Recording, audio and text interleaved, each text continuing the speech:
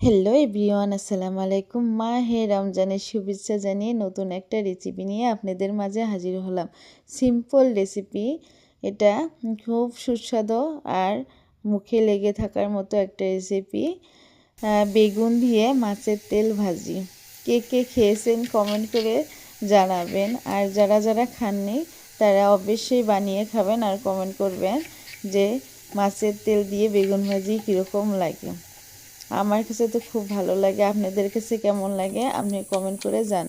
বেগুনটা piece piece করে কেটে নিয়েছি। এখন আমি গ্যাসের চুলায় প্যান বসিয়ে দিয়ে তেল দিয়ে দিলাম। তেলটা গরম হওয়ার পরে আমি জিরা ফোড়ন দিয়ে দিলাম, কাঁচামরিচ কুচি আর পেঁয়াজ কুচি দিয়ে দিলাম, অল্প লবণ দিয়ে দিলাম ছিটকে না ওঠে তার জন্যে তেলটা।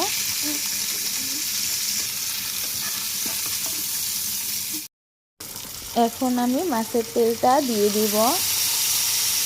নাড়াচাড়া করে মাছের তেলটা পুরাটা গলিয়ে নেব আর ভাজা ভাজা হবে, তাহলে মাছের তেলের গন্ধটা থাকবে না।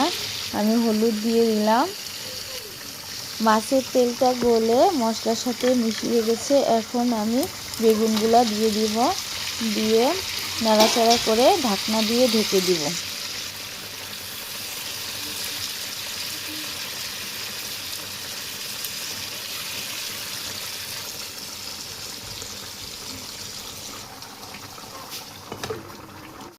বেগুনের উপরে দুটো সাদা এলাচ দিয়ে দিলাম।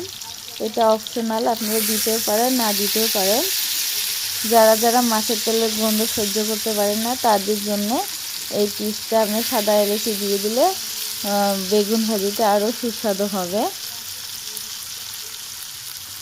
আমার বেগুন ভাজি প্রায় হয়ে গেছে, আর অল্প নাড়াচাড়া করে আমি নামিয়ে নিব। তারপরে গরম গরম ভাত দিয়ে এরকম করে বেগুন ভাজি খেয়ে দেখবেন, খুব দুর্দান্ত সুস্বাদু হয়। সবাই ভালো থাকবেন, আমার জন্য দোয়া করবেন। আল্লাহ হাফেজ।